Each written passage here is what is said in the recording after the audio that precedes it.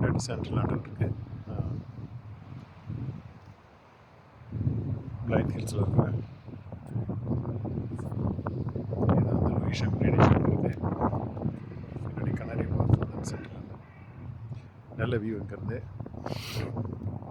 இன்றைக்கெல்லாம் ஓட்டு போடுறதுக்கு முதல் நாள் நிறைய செய்திகள் வந்தது.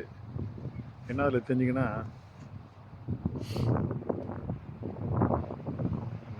நான் சொல்கிறத விட ஒருத்தரும் அவன் கண்ணாடி முன்னாடி போய் நின்று ஒருத்தரும் மனசாட்சிக்கு அவன் பார்த்துக்கத்தானே.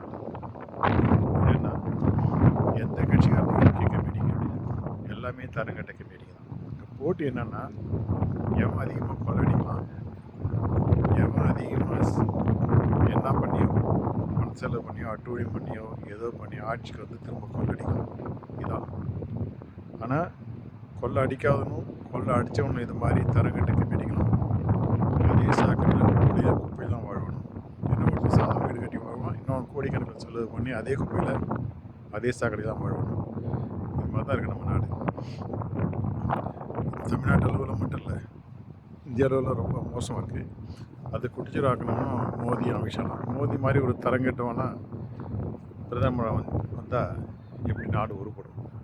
மன்மோகன் சிங் இருந்து அடைங்க, அது மாதிரி ஒரு ரிசர்வ் பேங்க் கவர்னராக நல்லா படித்து நிதியமைச்சராக இருந்து ஒரு நல்ல தரமான மனுஷன், அதாவது எல்லாருக்கும் உதாரணமாக இருந்த மனுஷன், பல வகையிலும் படிப்பில், பொது வாழ்க்கையில், சொந்த வாழ்க்கையில் எல்லா வகையிலையும் உதாரணமாக இருந்தது மன்மோகன் சிங்.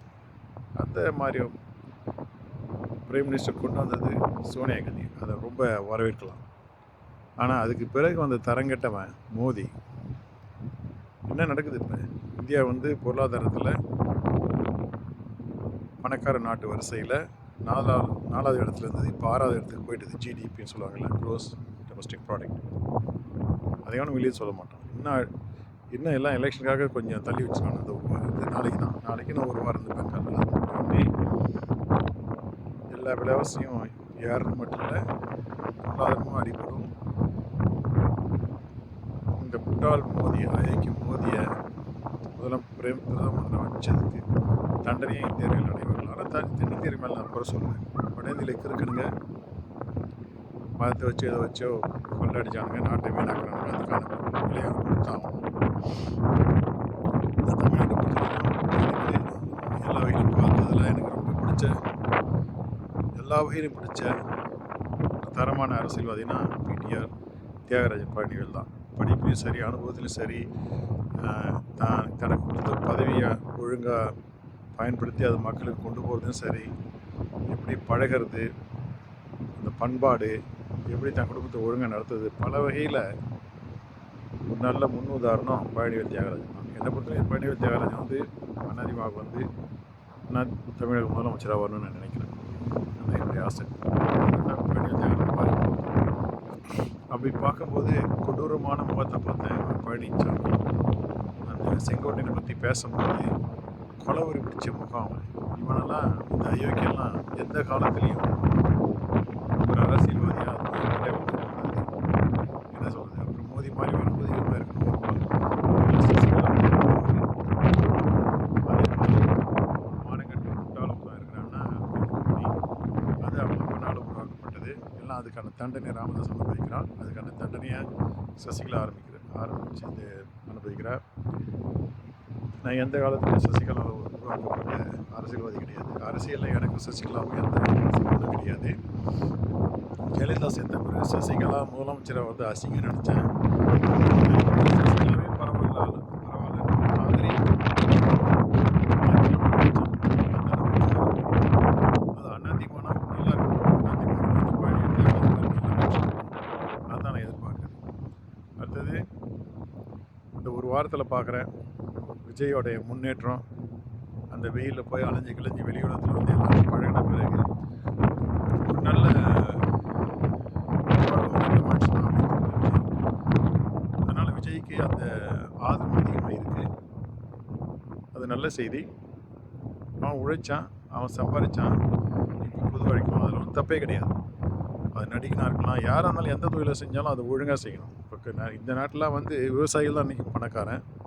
அடுத்தது இந்த தொழில் செய்கிறவங்க, பல அது பொருள் உற்பத்தி செய்கிறவனுங்க, ஃபேக்ட்ரி இண்டஸ்ட்ரீஸ் அது மாதிரிலாம் தேவையான இந்த வீடு கட்டுறதுக்கு இது மாதிரி கட்டுமான பணியில் இருக்கிறவனுங்க, பிளம்பர்ஸ், எலக்ட்ரீஷியன், கார்பெண்டர், இவனுங்க தான் ஒரு தரமாக வேலை செஞ்சு வாழ்க்கை நல்லா நடத்துறது. நான் வந்து எல்லாரையும் போய் முகத்தை கண்ணாடியில் பார்த்து சொன்னதுக்காக எதுக்கு சொல்கிறேன்னா, எல்லாரும் புத்துணு ஏசு கிடையாது.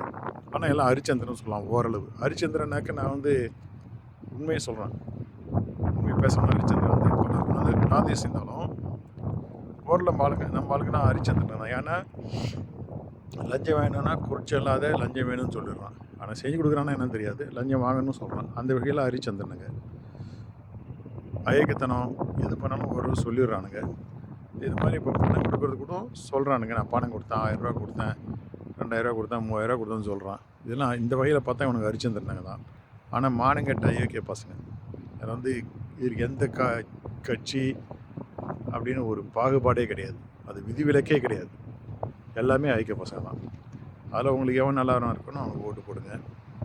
ஆனால் விஜய் வந்து ஒரு அரசியல் சக்தியாக உருவானது நல்லதுன்னு தான் நினைக்கிறேன். நான் ஆரம்பத்தில் விரும்பலை, ஆனால் இப்போ இருக்க காலப்போக்கில் எல்லாத்தையும் பார்க்கும்போது விஜய் ஒரு அரசியல் சக்தியாக உருவானது மீதி பேருடைய தவறாக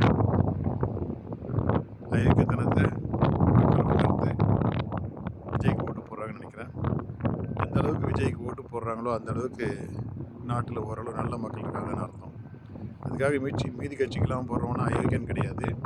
சில சமயம் வேறு வாய்ப்பு இல்லை, வாய்ப்புனாக்க தேர்ந்தெடுக்கிறதுக்கு வேறு சாய்ஸ் இல்லைன்னு வச்சுக்கோங்க, வழி இல்லைன்னு வச்சுக்கோங்க. இருக்கிறவங்க மட்டும்தான் தேர்ந்தெடுக்க முடியும். அதான் இப்போதைக்கு நடக்கிறது. அது நல்லதில்லை நாட்டுக்கு. இருந்தாலும் நிறைய ஐக்கியனுக்கு அழிவானுங்க எல்லா கட்சியிலையும். அது ஒரு வகையில் நல்லது. நல்ல நாள் பார்ப்போம் நாளைக்கு ஓட்டு எப்படி போகுதுன்ட்டு. நல்லா காற்று கொஞ்சம் கம்மியாக இருக்குது.